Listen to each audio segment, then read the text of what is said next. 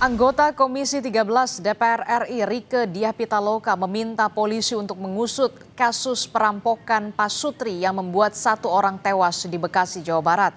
Rieke bilang korban dikenal sebagai pegiat anti korupsi dan belum lama ini menyuarakan dugaan korupsi di sebuah platform podcast.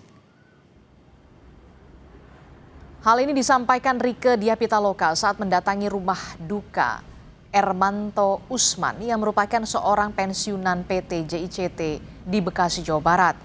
Rieke meminta polisi untuk melakukan investigasi mendalam karena motif kematian korban yang dinilai janggal jika hanya disebut perampokan biasa. Menurut Rieke, sampai usia pensiunnya, almarhum masih kerap memperjuangkan kasus korupsi pelabuhan.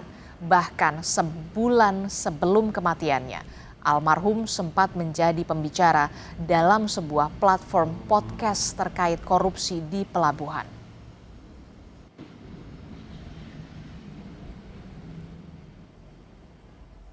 Kami berharap penyidikan yang dilakukan juga dengan komprehensif begitu, indikasi kuat ini bukan pencurian.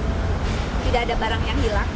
Jangan ada yang memframing ini perampokan. Ini bukan perampokan karena tidak ada barang yang hilang kecuali kunci mobil, dompet dan handphone. Ya, jadi saya kira perlu ada kajian dan investigasi yang lebih luas, lebih tajam dari pihak kepolisian. Polisi masih menyelidiki dugaan pembunuhan dalam kasus perampokan pasangan suami istri di Bekasi yang membuat sang suami tewas. Polisi tengah mencari jejak pelaku dengan memeriksa sidik jari pada spray korban, jendela kaca yang pecah hingga jejak kaki pada dinding rumah. Polisi juga mengumpulkan informasi dari warga untuk mencari petunjuk soal pelaku. Masih dalam penyelidikan, mohon doanya supaya segera terungkap. Pak, ini ada dugaan pembunuhan ini nyambung sama kegiatan Bapak ini di aktivismenya nggak sih? Yang suka bikin podcast dan juga di Serikat Buruh? Semua masih dalam penyelidikan ya, mohon waktu ya. Mohon dukungannya. Kalau ada saksi-saksi yang bisa memberikan keterangan dan lainnya informasi-informasi, kami dengan senang hati bisa untuk menampung.